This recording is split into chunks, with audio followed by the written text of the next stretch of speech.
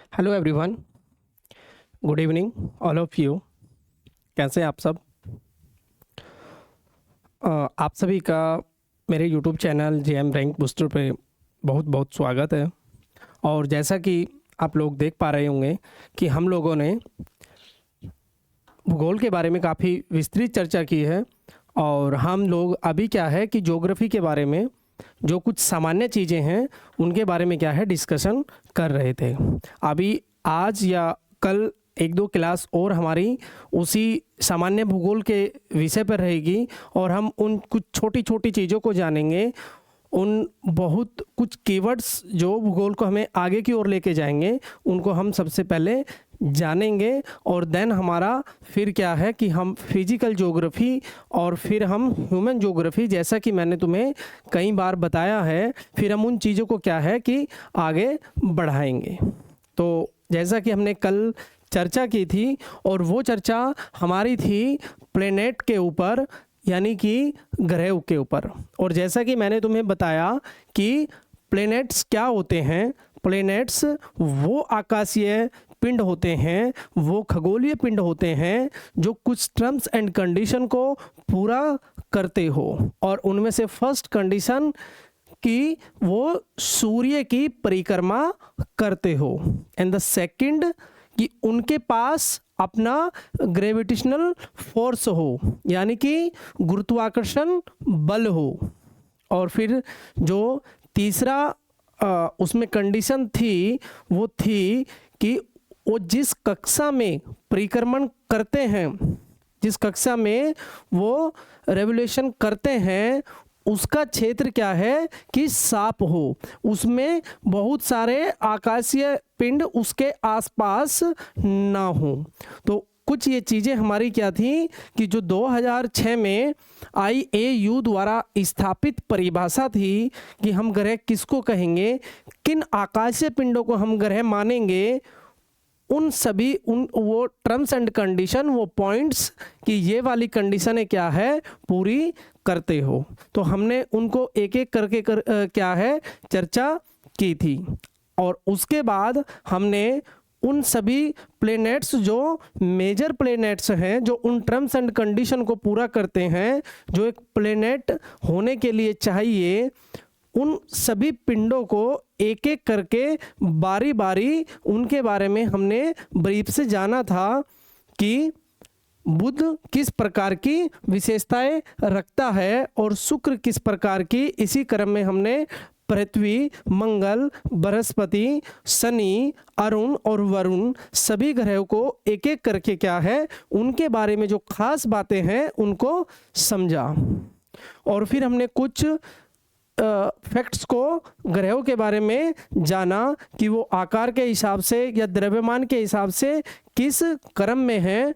तो आइए आज हम देखते हैं उसी सौरमंडल के हिस्से में और दूसरे आकाशीय पिंडों के बारे में जो विद्यमान हैं हमारे सौरमंडल में।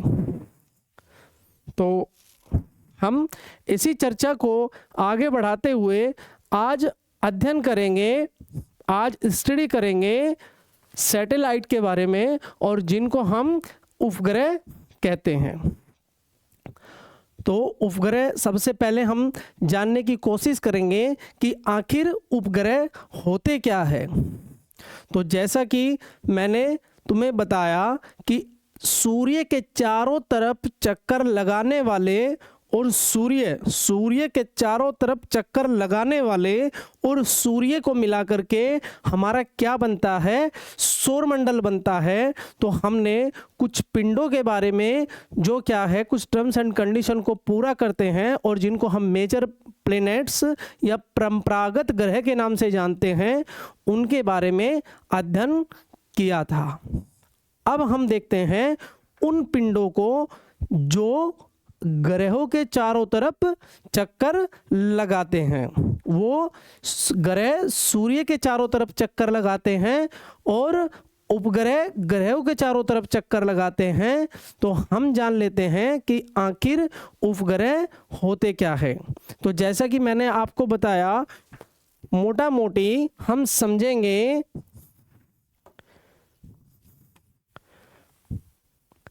कि ये हमारा सूर्य है, ये हमारा क्या है,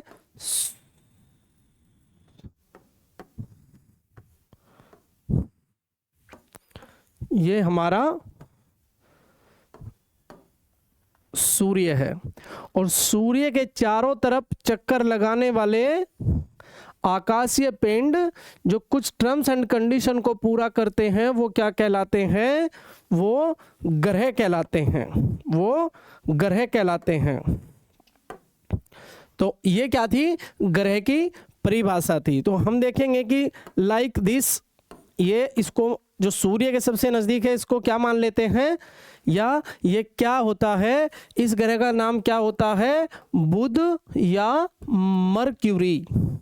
तो ऐसे ही फिर मैंने बताया आपको सेकंड नंबर किसका होता है, वीनस या फिर शुक्र।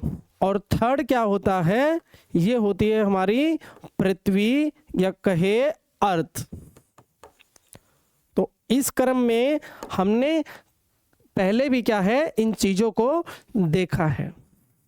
तो आइए जान लेते हैं कि उपग्रह किसे कहते हैं और क्या इस तरह के आकाशीय पिंड जो ग्रहों के चक्कर लगाते हैं, क्या वो सिर्फ और सिर्फ प्राकृतिक है, या हम कई बार अखबारों में और टीवी चैनलों के ऊपर देखते हैं कि हमारे स्पेस एजेंसियों ने कुछ सैटेलाइट आकाश में, अंतरिक्ष में भेजे हैं। तो इसका मतलब हुआ कि टीवी चैनल की न्यूज़ के हिसाब से हम ये मान के चलेंगे कि कुछ सैटेलाइट हम भी क्या है नीचे से ऊपर भेजते हैं, और कुछ जो कि पहले से क्या है, पहले से आकाश में विद्यमान हैं, ऐसे पिंड जो ग्रहों के चक्कर लगाते हैं और वो पहले से हैं और वो प्राकृतिक हैं। तो ऐसे पिंड भी क्या हैं, उपग्रह होते हैं। तो आइए देख लेते हैं उपग्रह किसको कहेंगे। ये वो आकाशीय पिंड है जो अपने अपने ग्रहों की परिक्रमा क्या है, करते हैं। मैंने कहा कि उपग्रह ग्रहों की परिक्रमा करेंगे और ग्रह सूर्य की परिक्रमा करेंगे। इसका मतलब हुआ कि उपग्रह ग्रह की तो परिक्रमा करेंगे ही करेंगे, लेकिन वो सूर्य के चारों तरफ भी क्या है, परिक्रमा करेंगे। इसी प्रकार से हमारा सूर्य भी क्या है, जो हमने पहले डिस्कशन किया था, उसको हमारा सूर्य भी क्या है, वो आकाश गंगा के चारों तरफ घूमता है। और उसके बारे में हमने चर्चा की थी कि वो पूरी आकाश गंगा का एक चक्कर लगाने में 25 करोड़ वर्ष लेता है, और उसी को हमने कॉस्मिक ईयर या सौर वर्ष के नाम से क्या है, जानते हैं। ये हम पहले ही क्या है, चर्चा कर चुके हैं। तो आइए समझते हैं कि उपग्रह वो आकाशीय या खगोलीय पिंड हैं जो अपने अपने ग्रहों के चारों तरफ क्या है, चक्कर लगाते हैं, तथा अपने ग्रह के साथ साथ सूर्य की भी परिक्रमा करते हैं। चूंकि ग्रह सूर्य की परिक्रमा कर रहे हैं, इसलिए हमारे उपग्रह भी क्या है, जो ग्रहों के चारों तरफ घूम रहे हैं, वो कहीं ना कहीं सूर्य के चारों तरफ भी चक्कर लगा रहे हैं। ग्रहों की भांति इनकी भी अपनी चमक नहीं होती, चमक केवल जहां ऊर्जा बन रही है। इसका मतलब हुआ कि सूर्य जो आकाश गंगाओं से निकले, यानी तारे, सभी तारों के अंदर क्या है, अपना प्रकाश होता है और उनके अंदर चमक होती है। बाकी किसी ग्रह या उपग्रह या किसी भी तरह के और आकाशीय पिंडों में अपना प्रकाश नहीं होता है। तो ये आपको याद करके चलना है कि तारों के अलावा किसी भी अन्य आकाशीय पिंड में अपना स्वयं का प्रकाश नहीं होता है। अतः ये भी सूर्य के प्रकाश से ही क्या है, प्रकाशित होते हैं। जैसे रात के अंधेरे में हमें चीज़ें दिखाई नहीं देती और हम बैटरी से किसी दूसरी वस्तु को क्या है, देखते हैं, ठीक इसी प्रकार आकाशीय पिंड भी हमें दिखाई नहीं देते। जैसे हम पृथ्वी से रात को चंद्रमा को देखते हैं, लेकिन वो हमें तभी दिखाई पड़ता है तब सूर्य का प्रकाश चंद्रमा के ऊपर क्या है, पड़ता है। अतः ये भी सूर्य के प्रकाश से ही प्रकाशित तो होते हैं। ग्रहों के समान उपग्रहों का भ्रमण पथ भी परवलयाकार होता है या पैराबोलिक होता है। पृथ्वी का एकमात्र उपग्रह चंद्रमा है। चूंकि पृथ्वी क्या है, एक ग्रह है जो सूर्य के चारों तरफ घूमती है, अपना एक चक्कर 365 दिनों में पूरा करती है। इसी प्रकार हमारा क्या है कि चंद्रमा भी क्या है, चंद्रमा हमारी पृथ्वी के चारों तरफ घूमता है।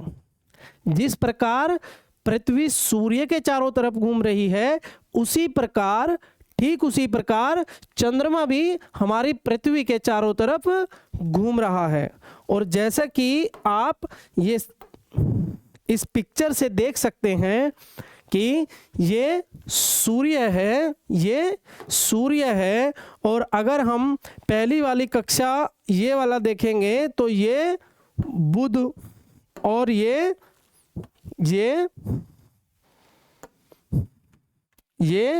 हमारा क्या हुआ, शुक्र,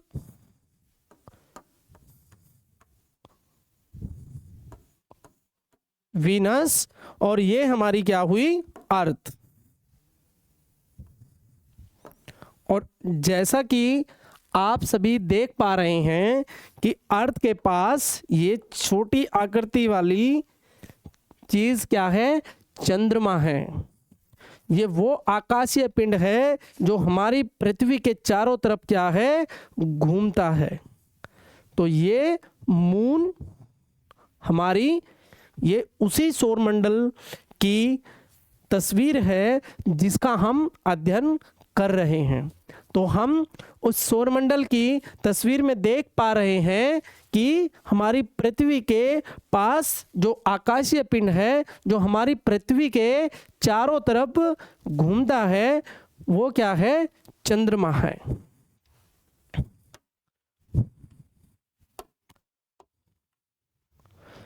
तो यह सौरमंडल का 5वां सबसे बड़ा उपग्रह है।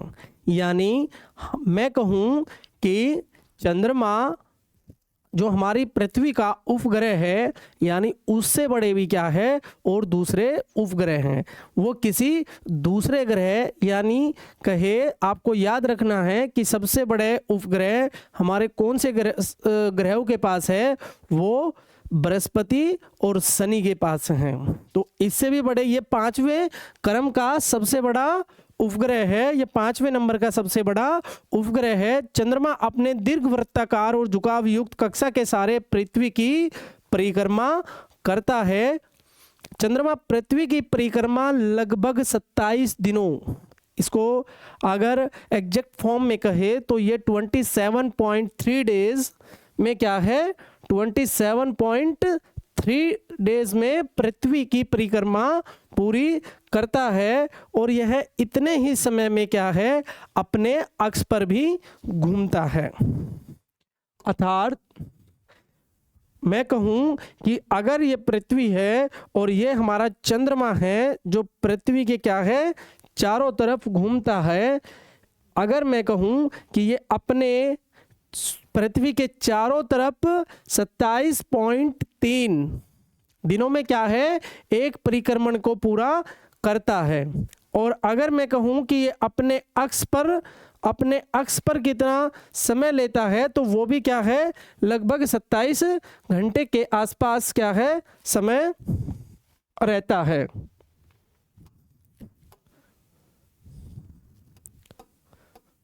आगे हम देख लेते हैं, तथा वह इतने समय में ही अपने अक्ष पर भी घूर्णन करता है। चंद्रमा का अपने अक्ष पर घूर्णन उसके द्वारा की जाने वाली पृथ्वी की परिक्रमा के समान है। परिणामतः पृथ्वी की सतह से एक समय में उसका 59% भाग ही दिखाई देता है। चंद्रमा पर वायुमंडल का अभाव होने के कारण दो व्यक्ति एक दूसरे की बात नहीं सुन सकते हैं। अर्थात ये आपको याद रखना है कि ध्वनि के प्रागमन के लिए एक स्थान से दूसरे स्थान पर ध्वनि जाने के लिए माध्यम की आवश्यकता होती है, और चंद्रमा पर वायुमंडल नहीं है, इसलिए एक स्थान से दूसरे स्थान तक आवाज जाना संभव नहीं है। तो आइए अब देख लेते हैं कि उपग्रह कितने प्रकार के होते हैं। जैसा कि मैंने आपको बताया कि हम लोग अखबारों और टीवी चैनलों के ऊपर अक्सर देखते हैं कि हमारे वैज्ञानिकों ने या फिर कहे अंतरिक्ष विभाग ने, अंतरिक्ष एजेंसियों ने, स्पेस एजेंसियों ने कुछ सैटेलाइट्स को, चाहे वो हमारे स्वदेशी हो या फिर विदेशी हो, कई बार हम देखते हैं कि जो भारत की स्पेस एजेंसी है इसरो, उसने कुछ सैटेलाइट्स को क्या है कि आसमान में या अंतरिक्ष में कहाँ है भेजा है। तो इसका मतलब ये हुआ कि हमने नीचे कुछ विशेष उद्देश्य को लेकर कोई सैटेलाइट बनाया और उसको हमने किसी रॉकेट के द्वारा या यान के द्वारा कहाँ है अंतरिक्ष में भेजा है। तो आइए हम देख लेते हैं कि सैटेलाइट्स, टाइप ऑफ सैटेलाइट्स, यानी कि उपग्रह कितने प्रकार के होते हैं। और जैसा कि हम अभी चर्चा कर रहे हैं तो इस हिसाब से हमारे उपग्रह दो प्रकार के होते हैं। और फर्स्ट इज प्राकृतिक उपग्रह या फिर कहे नेचुरल सैटेलाइट, और दूसरे कौन से होते हैं कृत्रिम उपग्रह या फिर आर्टिफिशियल सैटेलाइट। आर्टिफिशियल या फिर कहे इनको हम ह्यूमन मेड भी कह सकते हैं या मानव निर्मित।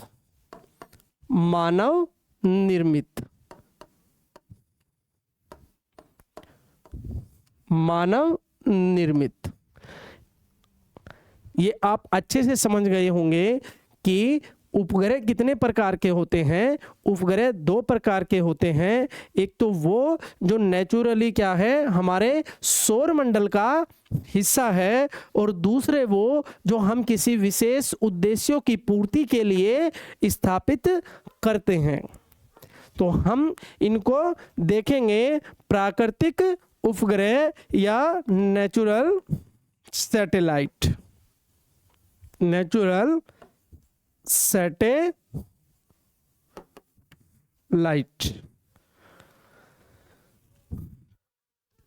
प्रकृति द्वारा निर्मित उपग्रह को प्राकृतिक उपग्रह कहा जाता है।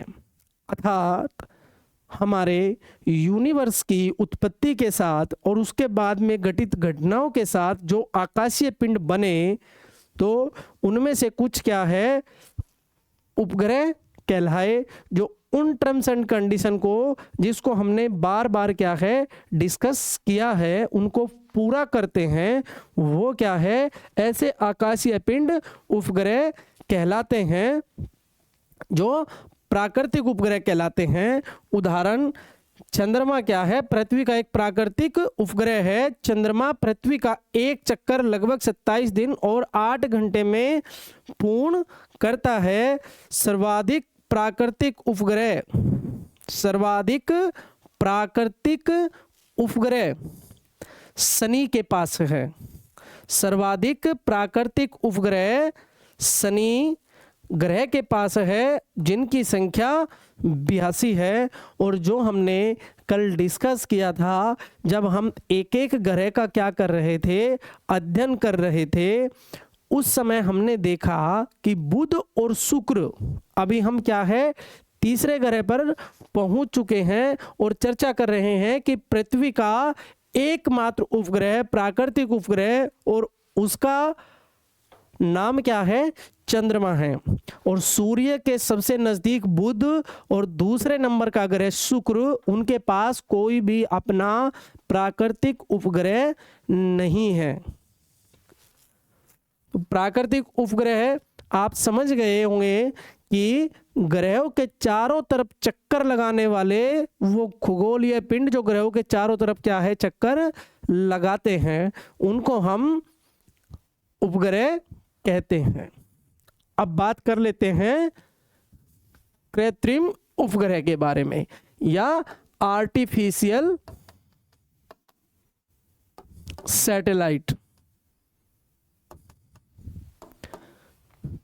कृत्रिम या फिर आर्टिफिशियल सैटेलाइट या मानव निर्मित उपग्रह, ये कौन से सैटेलाइट हैं इनको हम जान लेते हैं।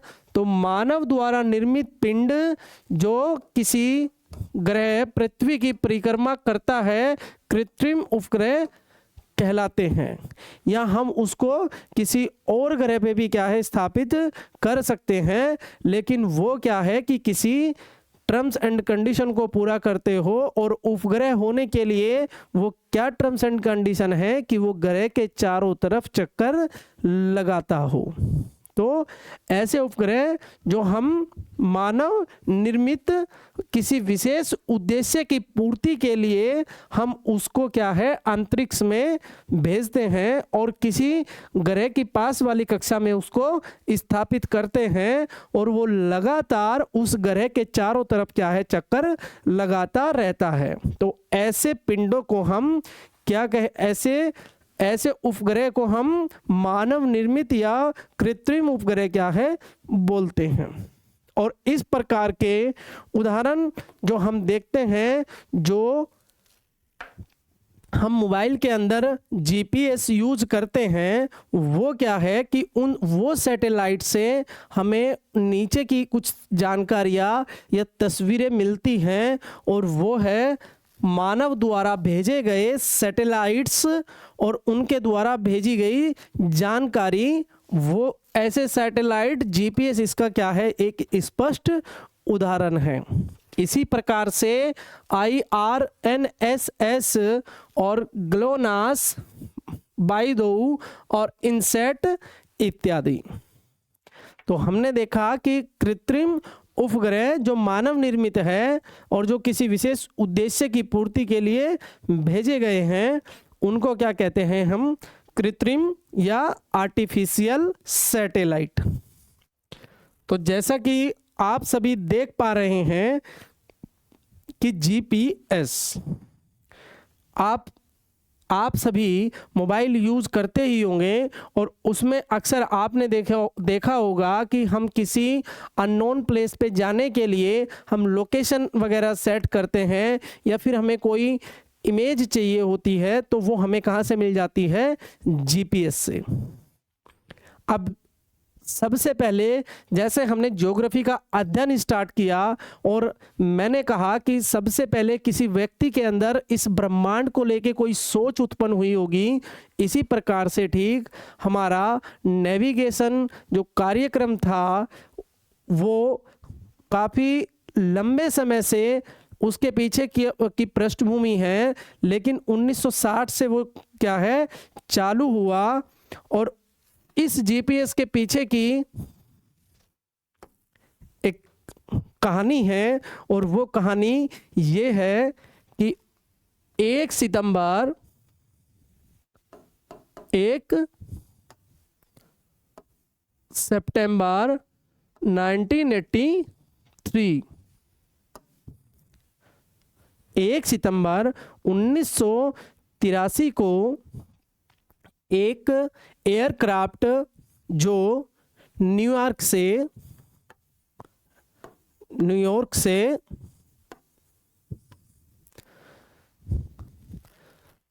कोरिया, सियोल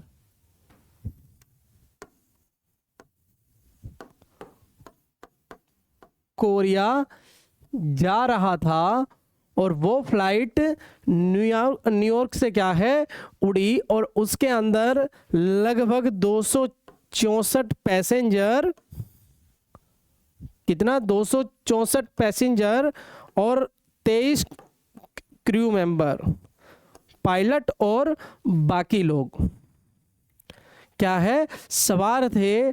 और ये न्यूयॉर्क सिटी से उड़ने के बाद गलती से, किसकी गलती से?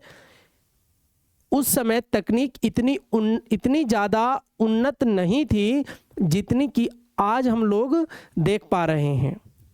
तो ये एयरक्राफ्ट गलती से सोवियत संघ के एयर स्पेस में क्या है, घुस जाता है और वो इसको क्या है, अपने डिफेंस वाले एयरक्राफ्ट से, किसी युद्धक विमान से इस एयरक्राफ्ट के ऊपर हमला करके इसको सी ऑफ जापान में क्या है, गिरा दिया गया। और ये सभी लोग क्या है, इस दुर्घटना में मर गए। ये आज तक की कोरियन हिस्ट्री में सबसे बड़ी विमान दुर्घटना है। और आप जैसा कि हिस्ट्री में जानते हैं या फिर हिस्ट्री में पढ़ेंगे कि द्वितीय विश्व युद्ध के बाद हमारा विश्व दो ताकतों में क्या है, बट गया था। और उनमें से एक नाटो और दूसरा यूएसएसआर, यानी एक ताकत अमेरिका जिसमें नाटो वाला संगठन था और दूसरा यूएसएसआर, इधर क्या है, रूस था। और चूंकि ये फ्लाइट अमेरिका से कहाँ जा रही थी, कोरिया, और जैसे ही ये एयर स्पेस में घुसी यूएसएसआर के, तो इसने क्या है, उस विमान को मार गिराया। तो मैं कहूँगा कि the necessity is the mother of invention. आवश्यकता ही आविष्कार की जननी है। इस उन्नत नेविगेशनल सिस्टम की बहुत ज़्यादा क्या हुई, आवश्यकता महसूस हुई। और फिर अमेरिका ने इसको धीरे धीरे डेवलप करना चालू किया और 1995 तक इस जीपीएस को पूर्ण रूप से क्या है, डेवलप कर लिया। और यह सन 2000 तक लोगों के पास क्या है, इस वाले जीपीएस की एक्सेसिबिलिटी सभी लोगों के पास क्या है, हो गई।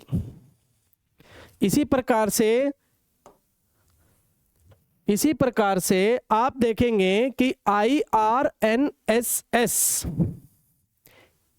Indian regional navigation satellite system, ये क्या है, हमारे भारत की नेविगेशन के लिए हम जो पहले से जीपीएस यूज करते आ रहे हैं और हम किसी दूसरे देश पर क्या है, निर्भर है, उस निर्भरता को समाप्त करने के लिए हमने अपना खुद का नेविगेशन सिस्टम क्या है, डेवलप किया है।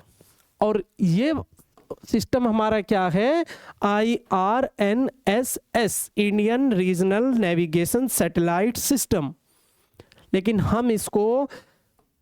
आप इसको अखबारों में या फिर किसी पत्रिका में नाविक के नाम से क्या है, पढ़ेंगे। हम इसको नाविक के नाम से क्या है, जानते हैं, नाविक। हम IRNSS जिसके अंतर्गत हम 8 सैटेलाइट क्या है, 8 सैटेलाइट स्थापित करेंगे और जिसमें कि हम 7 कर चुके हैं। तो यह हमारा क्या होगा, अपना खुद का नेविगेशन सिस्टम होगा, जिसको हम नाविक के नाम से क्या है, अब जानते हैं।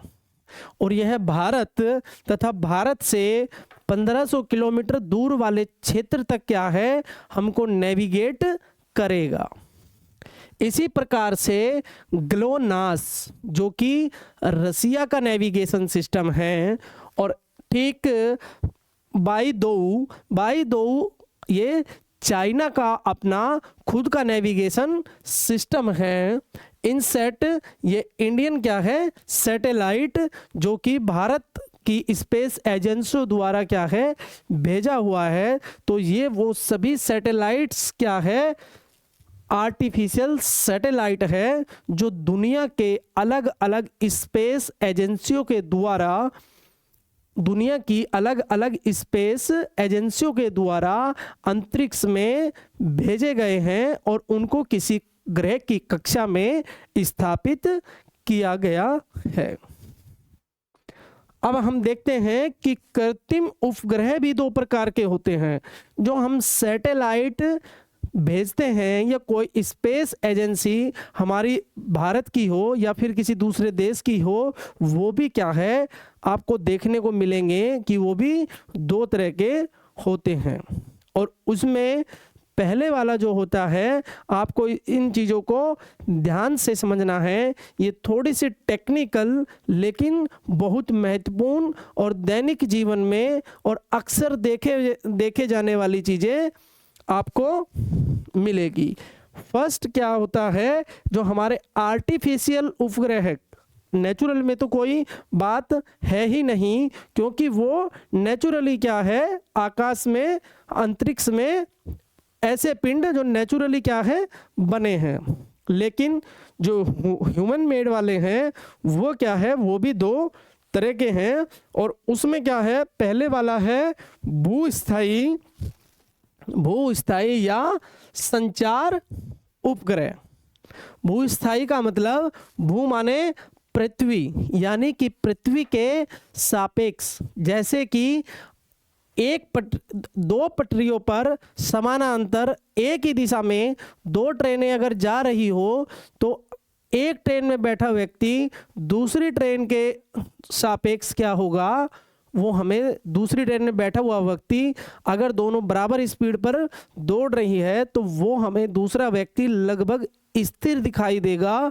इसी प्रकार से भूस्थायी या भूस्थैतिक भी इसको बोला जाता है। भू का मतलब पृथ्वी और पृथ्वी के सापेक्ष क्या है, वो स्थिर आपको दिखाई देगा। या फिर संचार उपग्रह यानी कम्युनिकेशन सैटेलाइट। तो आपको जैसा नाम से दिखाई दे रहा है कि वो पृथ्वी के सापेक्ष क्या है स्थिर दिखाई देगा, और संचार यानी कि कम्युनिकेशन के काम आने वाले उपग्रह। तो भूस्थिर उपग्रह ऐसा उपग्रह जिसका आवर्तकाल पृथ्वी के घूर्णन काल अर्थात 24 घंटे होता है। मैंने कहा पृथ्वी के सापेक्ष आपको स्थिर दिखाई देगा, यानी अगर पृथ्वी ऐसे घूम रही है तो वो पृथ्वी के किसी एक बिंदु पर सेट होगा और वो इतनी स्पीड पे वो घूमेगा जितनी कि पृथ्वी घूम रही है, तो लगभग उसके साथ घूमेगा, तो वो पृथ्वी के सापेक्ष क्या है स्थिर रहेगा या स्थिर दिखाई देगा। पृथ्वी के सापेक्ष स्थिर प्रतीत होता है। ऐसे उपग्रह को भूस्थिर या भूकालिक उपग्रह कहते हैं। पृथ्वी सतह पर स्थित एक प्रेक्षक को यह उपग्रह एक स्थान पर स्थित प्रतीत होता है, और ऐसे ग्रह का उपयोग संचार के रूप में like INSAT Indian national satellite system इसी प्रकार के स्थायी उपग्रह है। इनका उपयोग रेडियो नेटवर्क, भूगर्भीय जानकारी, तूफानों, चक्रवातों और अन्य तरह के आंकड़ों को एकत्रित करने के लिए क्या है किया जाता है। तो ऐसे ग्रह जो पृथ्वी के सापेक्ष स्थिर हो, अर्थात पृथ्वी के घूमने के साथ साथ बिल्कुल ठीक पृथ्वी के साथ साथ ऐसे घूमे जितने समय में पृथ्वी अपने अक्ष पर घूम रही है, ठीक उतने ही समय में वो उपग्रह भी क्या है उसके साथ घूमे। ऐसे उपग्रह क्या है भू स्थिर या भू स्थैतिक ग्रह क्या है कहलाते हैं, या फिर कहे जियो स्टेशनरी उपग्रह कहलाते हैं।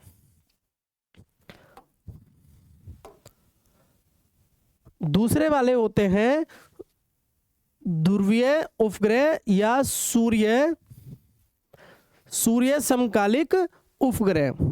इनको हम क्या कहते हैं पोलर सैटेलाइट और सन सिंक्रोनस सैटेलाइट। यह एक विशेष प्रकार के क्या होते हैं उपग्रह होते हैं।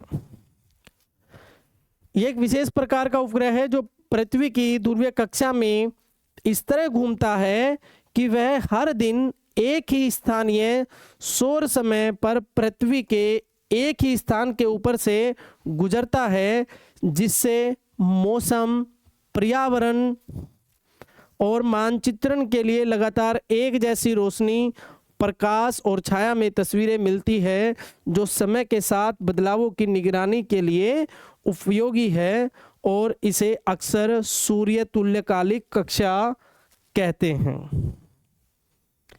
हमारा जैसे जैसे अगर पृथ्वी ऐसे घूमेगी, उसके साथ घूमने वाले उपग्रह को हम कहेंगे भूस्थैतिक, जो पृथ्वी के सापेक्ष क्या है, स्थिर है।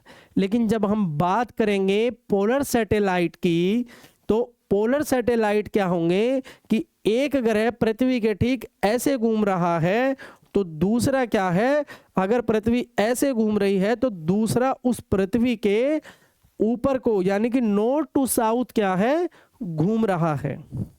और इसका सीधा सा कारण ये है कि अगर मैं कहूँ कि हमें पृथ्वी के किसी एक बिंदु की, किसी भी एक विशेष क्षेत्र की या किसी पॉइंट की निगरानी रखनी है, या फिर उसका हमें 24/7 कोई डेटा चाहिए, तो फिर हम लोग क्या करेंगे कि एक सैटेलाइट, कौन सा सैटेलाइट, भूस्थैतिक जियो स्टेशनरी सैटेलाइट, उसकी पृथ्वी की कक्षा में क्या है, स्थापित करेंगे।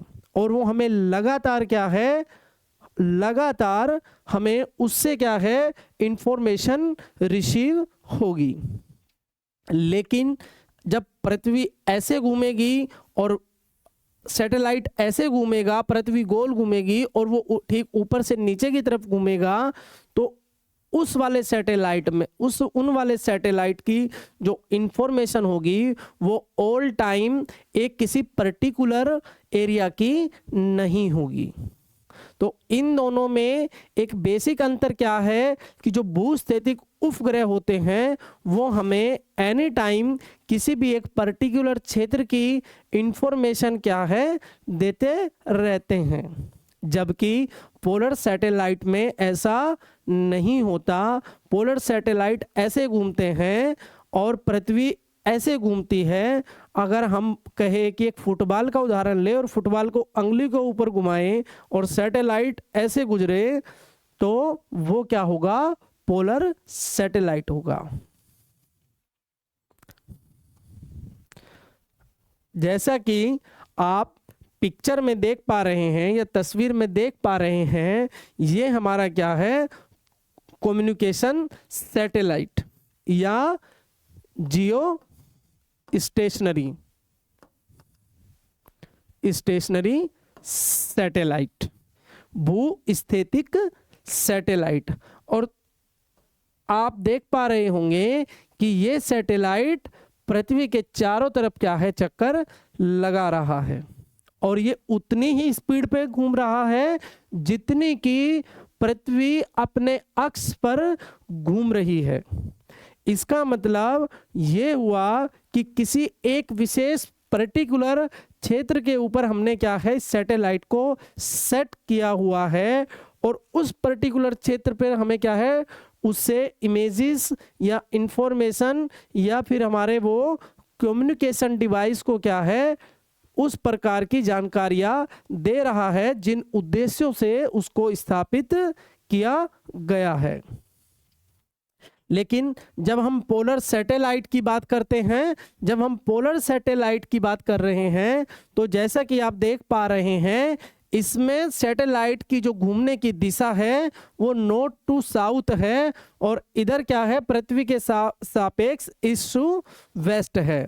यानी पृथ्वी जिस दिशा में घूम रही है उसी दिशा में हमारे सैटेलाइट क्या है, इधर घूम रहा है। लेकिन इधर पृथ्वी अगर वेस्ट टू ईस्ट घूम रही है, लेकिन सैटेलाइट क्या है, नॉर्थ टू साउथ घूम रहा है।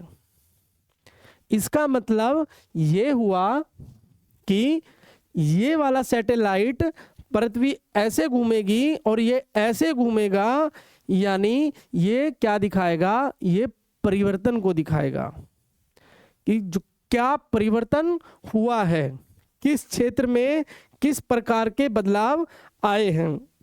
आज के द्वारा लिया गया डेटा ये बताएगा कि हमने 1 वर्ष के बाद किस प्रकार वनों का उन्मूलन हुआ है, या फिर कहे कि वनों के क्षेत्र में कितनी कमी आई है, ये उस चीज़ों को क्या है हमें बताएगा। तो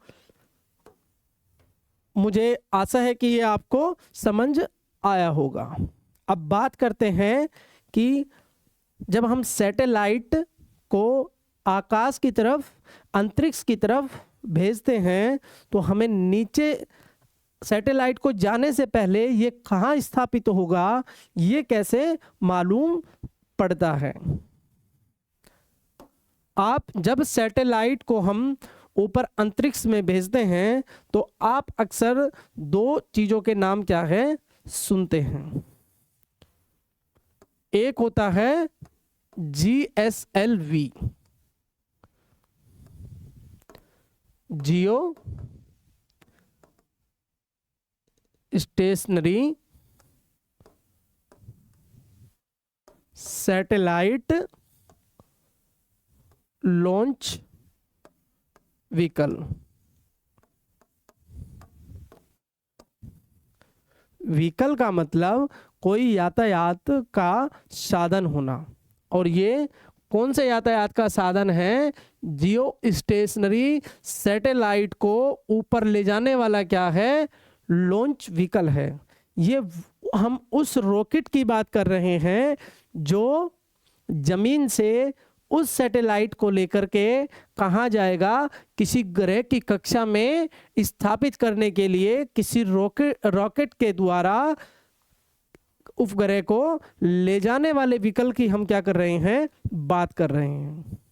और इस ऐसे व्हीकल जो जियो स्टेशनरी अर्थात पृथ्वी की स्थिर वाली कक्षा में जिस प्रकार पृथ्वी घूम रही है ठीक उसी दिशा में उसी स्थान पर किसी उपग्रह को स्थापित करने के लिए हम किसका यूज करते हैं? GSLV, जियो स्टेशनरी सैटेलाइट लॉन्च व्हीकल। और इसी प्रकार क्या होता है? PSLV यानी पोलर सैटेलाइट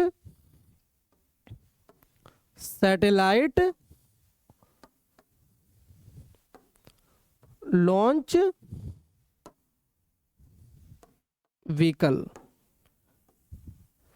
आप अक्सर टीवी चैनलों के ऊपर जब देखते हैं कि हमने कोई उपग्रह अंतरिक्ष में स्थापित किया है तो उसके पीछे आप देखेंगे कि आपको दिखेगा कि GSLV के द्वारा।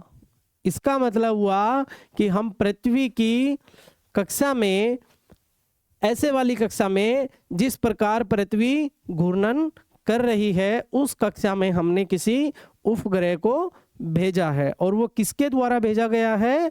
GSLV, जियो स्टेशनरी सैटेलाइट लॉन्च व्हीकल के द्वारा भेजा गया है। और जब हम देखेंगे कभी कभी कि हमें देखने को मिलता है कि PSLV के द्वारा this satellite sent to space, तो हम कहेंगे कि वो सैटेलाइट कहाँ स्थापित होगा? कि वो ऐसा सैटेलाइट है कि जो नॉर्थ टू साउथ रहेगा, पृथ्वी के नॉर्थ टू साउथ घूमेगा। तो मुझे लगता है कि आपको ये सब चीज़ें अच्छे से समझ आ गई होगी। और अभी क्या है कि कुछ थियोटिकल चीज़ें जो किसी भी विषय की शुरुआत में रहती है वो अभी क्या है हम अध्ययन कर रहे हैं, और ये थोड़ी कम इंटरेस्टिंग या कहे कि बहुत कम रोचक होती हैं और इसमें मज़े वाला कुछ भी नहीं रहता है। तो अब हम जैसे जैसे आगे बढ़ेंगे तो आपको बहुत सारी इंफॉर्मेटिव और रोचक चीज़ें क्या है मालूम चलेगी, और हम ऐसे ही धीरे धीरे क्या है अपनी चीज़ों को आगे बढ़ाएंगे। आइए अब देख लेते हैं कि जो ये क्या है हमारी दैनिक जीवन में सोच विचार करने वाली और भौगोलिक रूप से जब हम भूगोल का अध्ययन करते हैं तो बड़ी ही रोचक जानकारियाँ क्या है रहती है। जैसे कि हम कई बार छत पर लेट करके तारों को देखकर ये सोचते हैं कि तारे टिमटिमाते क्यों हैं। इसी प्रकार जब हम छत पर लेटते हैं तो हम देखते हैं कि चांद कभी बहुत बड़ा तो कभी बहुत छोटा, उसके बाद और छोटा, तो कभी बहुत ही आकार में क्या है विशाल दिखाई देता है। उसके पीछे का कारण क्या है, तो आइए हम इस पर डिस्कस करते हैं। पृथ्वी, जैसा कि अभी हमने क्या है देखा कि चंद्रमा पृथ्वी के क्या है चारों तरफ घूमता है। पृथ्वी के चारों तरफ पृथ्वी, सूर्य और चंद्रमा की बदलती सापेक्ष स्थितियों के कारण हमें सूर्य के प्रकाशित चंद्रमा का अलग अलग हिस्सा दिखाई देता है। यानी पृथ्वी, चंद्रमा और सूर्य में अगर कोई प्रकाश देने वाली वस्तु है तो या वो खगोलीय पिंड है तो वो सिर्फ और सिर्फ क्या है, वो सूर्य है। और जैसा अभी हमने समझा कि गतियाँ किस प्रकार से हो रही है कि चंद्रमा पृथ्वी के चारों ओर और पृथ्वी सूर्य के चारों तरफ घूम रही है, अर्थात अगर ये सूर्य है तो पृथ्वी ऐसे इसके चारों तरफ घूम रही है और चंद्रमा इस हमारी पृथ्वी के क्या है चारों तरफ घूम रहा है। अब ये अगर पृथ्वी है तो चंद्रमा इसके चारों तरफ घूम रहा है।